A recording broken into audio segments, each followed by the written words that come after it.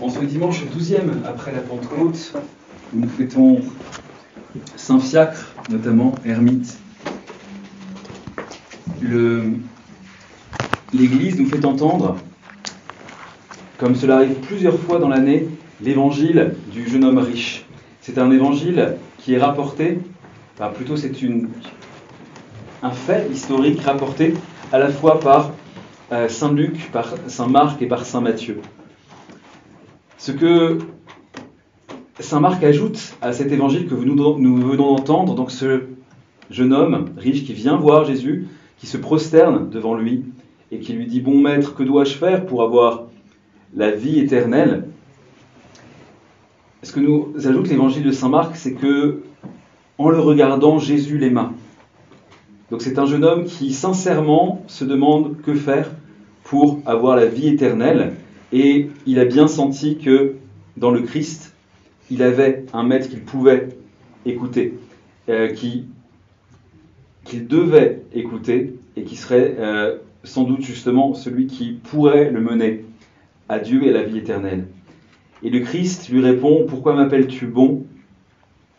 Car un seul est bon. » Certains peuvent entendre dans cette phrase que le Christ aurait ici affirmé qu'il n'était pas Dieu, alors que les pères le montrent bien, c'est l'inverse. C'est-à-dire que c'est comme un homme que ce jeune homme vient le voir, et c'est comme un Dieu que le Christ va répondre. Et donc, c'est ainsi que, de manière pédagogique, justement, il essaie de montrer à ce jeune homme l'inconséquence qu'il y aurait à se prosterner, à demander les clés du royaume à un simple homme, si c'était le cas. Or, le Christ, justement, affirme ainsi qu'il est bien Dieu. Ce qui lui répond peut nous effrayer, puisque, après lui avoir rappelé les principaux commandements, le jeune homme lui demande « Mais que dois-je faire de plus si j'ai fait tout cela depuis ma jeunesse ? Que dois-je faire de plus pour être parfait ?» Et le Christ lui dit « Pour être parfait, vends tous tes biens, donne-le aux pauvres et suis-moi. » Ce qui est intéressant, c'est que les pères nous montrent qu'ainsi le Christ nous montre bien les deux voies possibles pour le suivre. La première, c'est de suivre les commandements dans le monde. Et la seconde, c'est la vie monastique, c'est-à-dire c'est le choix c'est le choix que font ceux qui décident d'absolument tout quitter matériellement afin de le suivre. On voit bien, d'ailleurs, il faut faire cette distinction que cette demande de tout quitter, au sens littéral en tout cas, est une demande qui n'est faite que dans le cas des moines, car le Christ ne dit pas que pour avoir la vie éternelle, il faut avoir tout quitté, mais pour être parfait, comme le Père est parfait. Pour le salut des hommes qui sont dans le monde, comme nous, le fait de tout abandonner n'est pas absolument indispensable, en tout cas pas d'un point de vue littéral. Et pourtant, ce qui va nous intéresser aujourd'hui, c'est de réfléchir sur le sens plus profond de cet évangile, dont on comprend bien le sens premier, car les pères en ont développé les immenses richesses de plusieurs façons. Tout d'abord, en remarquant que les apôtres, après que le Christ a dit qu'il était plus difficile à un riche d'entrer dans le royaume des cieux qu'à un chameau de passer par le trou d'une aiguille, par le chat d'une aiguille, ils disent « Mais qui donc peut être sauvé ?» Et l'évangéliste nous dit qu'ils furent étonnés. Ça peut paraître curieux car les apôtres sont des gens très pauvres. Pourquoi ont-ils cette réaction ? Parce qu'ils ont bien compris que les richesses dont il s'agit ne sont pas nécessairement des richesses matérielles. Ce sont les attachements terrestres. Et c'est ainsi qu'on peut comprendre que cet abandon de nos richesses est demandé à tous les êtres humains. Et finalement, ce jeune homme riche, il nous figure, nous tous, il est une figure de l'humanité entière qui aimerait bien, peut-être, s'unir à Dieu, mais trouve trop difficile de renoncer à tout ce à quoi il est attaché. La plus grande richesse que nous ayons, par exemple, c'est le temps. Combien de temps par jour passons-nous à prier, à penser à Dieu, à faire les œuvres de miséricorde, à nous occuper de l'Église?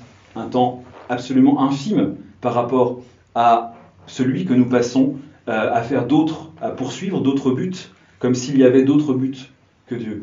Rien que de regarder le temps que nous consacrons à Dieu dans notre emploi du temps devrait nous faire rougir de honte et devrait nous faire comprendre que nous sommes ce jeune homme riche. Nous sommes ce jeune homme qui, alors que le Christ l'appelle, est incapable de le suivre parce que nous sommes englués, nous sommes enferrés, nous sommes attachés, nous sommes possédés finalement par le monde.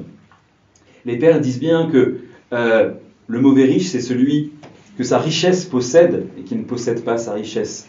Et on peut le dire justement de toutes nos passions, de tout ce qui nous rattache à ce monde. Nous sommes possédés par le monde, nous ne possédons rien dans le monde. Et c'est cet attachement, c'est cet esclavage que le Christ est venu briser, que le Christ nous propose en tout cas de briser. Saint Augustin remarque aussi que cet évangile se termine par ce qui est impossible à l'homme est possible à Dieu, afin de montrer que ce qui prévaut toujours pour notre salut, c'est la grâce de Dieu.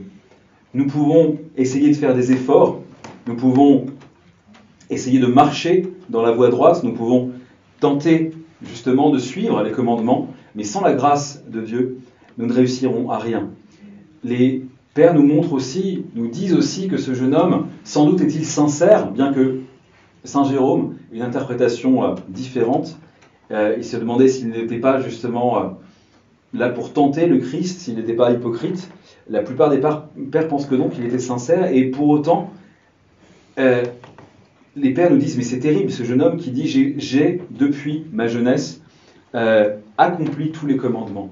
Cet orgueil que de se dire qu'on a tout fait bien, qu'on n'a absolument jamais dévié de la voie droite, que l'on a fait tout ce qu'il fallait faire pour obtenir le salut, c'est quelque chose qui est terrible et contre quoi justement les pères nous mettent en garde. Saint Augustin, remarquant d'ailleurs en passant que s'il avait véritablement aimé son prochain comme lui-même, il ne serait pas aussi riche parce qu'il aurait déjà commencé de partager ses richesses avec ceux qui en avaient moins. Il aurait déjà, justement, contrairement au mauvais riche de la parabole qui laissait devant chez lui le pauvre Lazare mourir de faim, il aurait justement commencé à vêtir les pauvres, à nourrir les affamés et abreuver les assoiffés. Et voilà, il n'aurait pas du tout conservé toutes les richesses qu'il avait. Une autre chose que saint Paulin de Nole remarque, c'est que il ne faut pas se tromper de combat, ou plutôt se tromper d'interprétation dans cet évangile. Il n'est pas question de condamner en soi la richesse, mais plutôt l'amour de la richesse, la recherche de la richesse, ou la mauvaise hiérarchie que l'on fait dans notre vie entre Dieu et le monde. Bien sûr qu'il est louable, il est nécessaire, il est normal, étant dans le monde que nous y travaillons, que nous y gagnons un salaire, que nous puissions même justement faire fructifier cet argent que nous avons pour en faire profiter notre famille, mais il faut toujours que Dieu soit le premier servi. Il faut précisément que c'est la raison pour laquelle l'Église, dans sa sagesse, avait instauré la dîme, qui consistait à ce que chacun donnât 10% de ce qu'il recevait, quel que soit son degré de richesse. On peut toujours mettre 1/10 de ce qu'on a pour le consacrer à Dieu, soit en le donnant aux pauvres, soit en le donnant à l'Église, soit justement en construisant une cathédrale. Peu importe les moyens, chacun en fonction de ses possibilités. En tout cas, l'important c'est que nous soyons justement plus ou moins riches, que nous n'oublions pas de suivre le Christ, car en récompense de cela, nous acquérons d'abord notre véritable bonheur, car il n'existe pas de bonheur en dehors de l'union à Dieu.